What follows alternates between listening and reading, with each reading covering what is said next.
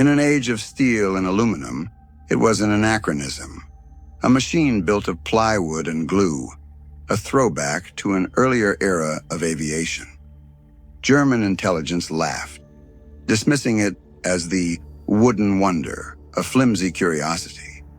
But on the assembly lines, furniture makers and cabinet builders were crafting a revolution. This wooden machine, powered by the heart of a Spitfire, would become the Luftwaffe's nightmare, a bomber that needed no escort, a fighter that no piston-engine enemy could catch. It was a joke until it wasn't. The story of this aircraft begins not in a thunderous factory, but in the quiet mind of one man, Geoffrey de Havilland. By 1940, Britain stood on the precipice. The war in the air was a brutal equation of attrition, a contest of heavy metal and defensive firepower. The accepted wisdom was clear. A bomber's survival depended on a bristling array of machine gun turrets and thick armor plating. But this protection came at a cost: weight. And weight was the mortal enemy of speed. De Havilland proposed a heresy. He envisioned a warplane stripped of all its defenses. No turrets, no armor, not even a single gun for the crew to fight back with. Its sole protection would be pure, unadulterated velocity. It would be a bomber that behaved like a ghost, appearing over its target and vanishing before the enemy fighters could even reach altitude. To the Air Ministry, it sounded like a suicide mission by design. They wanted flying fortresses. He was offering them a flying splinter.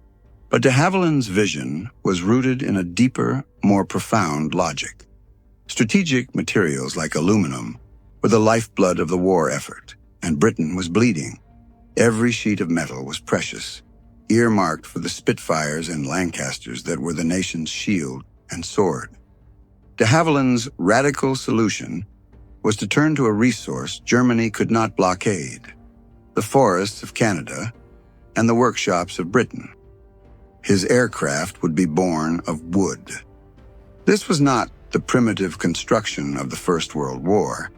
It was a technological marvel. The Mosquito's fuselage was a monocoque shell, a stressed skin of plywood composite. Sheets of Canadian birch were bonded to a core of lightweight balsa wood, creating a sandwich material that was immensely strong, yet incredibly light. The entire fuselage was molded in two separate halves, like a giant wooden canoe, and then joined together. Inside, all the controls and cables were installed before the two halves were sealed, dramatically simplifying the assembly process. This revolutionary technique meant that the Mosquito could be built by people who had never touched an airplane. The intricate work was given to artisans, cabinet makers, piano builders, and high-end furniture craftsmen.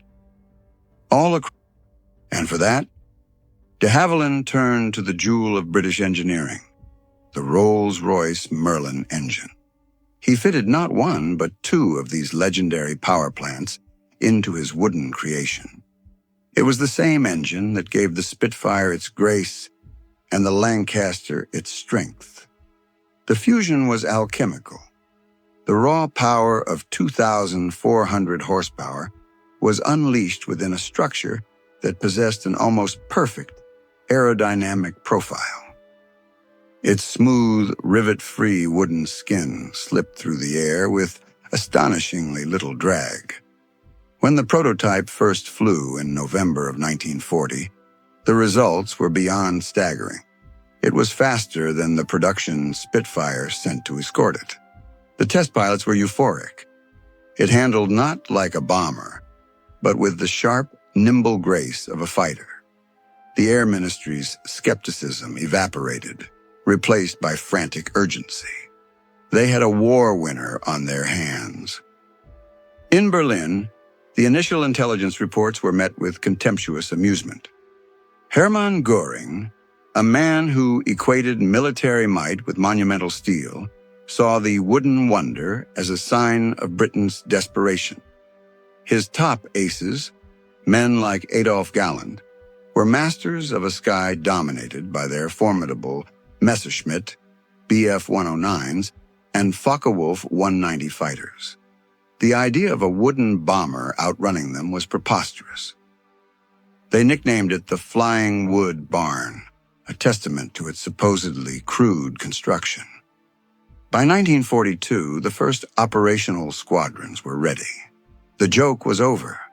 For the pilots climbing into the Mosquito's tight cockpit, the mission was unlike any other. They would fly alone or in small groups, deep into the heart of Fortress Europe, relying on nothing but their skill, their navigator's precision, and the thundering rhythm of their Merlin engines.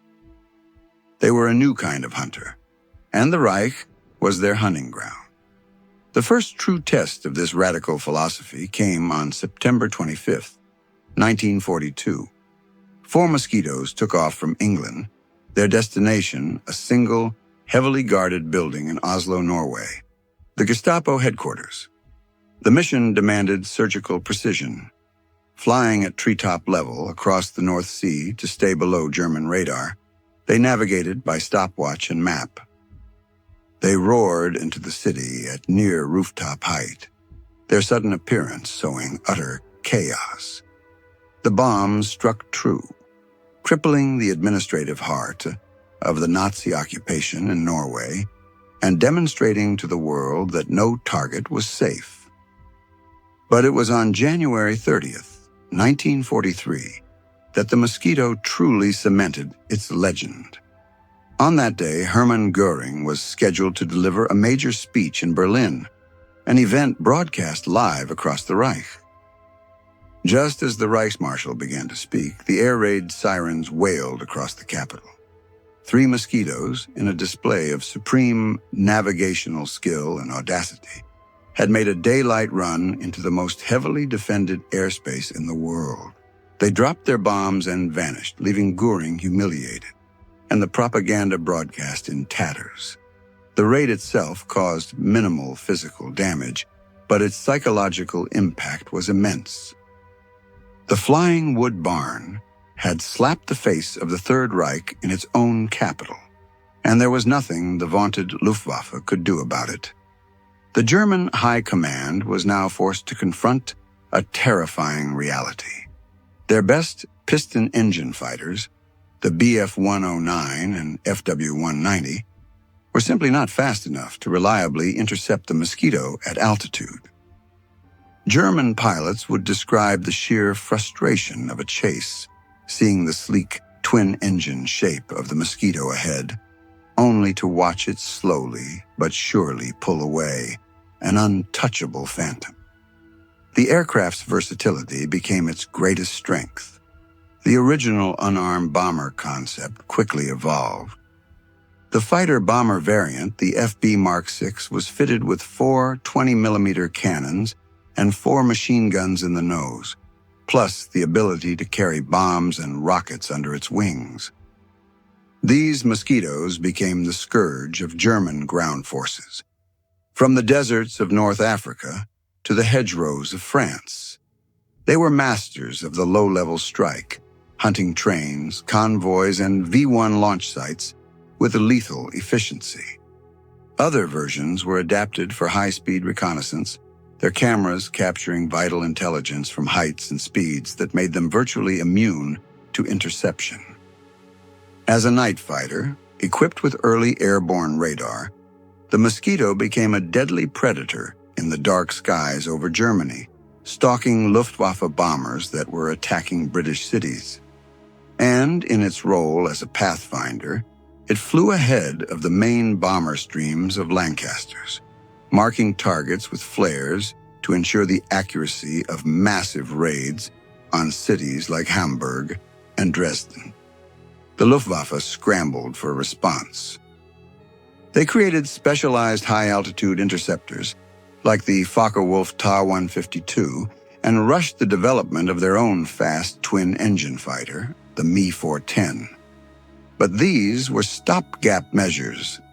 The only true answer to the Mosquito's speed was the jet engine.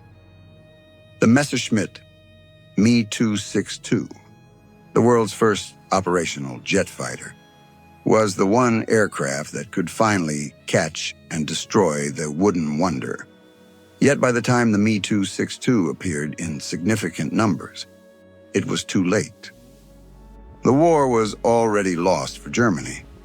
The Mosquito, born from a heretical idea and built from the humblest of materials, had played its part to perfection.